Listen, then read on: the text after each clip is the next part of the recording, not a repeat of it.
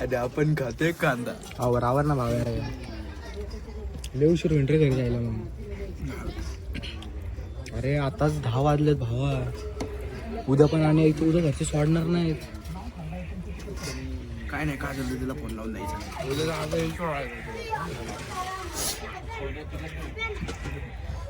वेदांत उद्या मी परत येतोय आतला कांदा कांदा घेऊन. आयुष हे आता उद्या परत येतो मी आता कांदा द्यायला. उद्या ना आमच्या एवढा उशीर, उद्या लगेच निघायचं.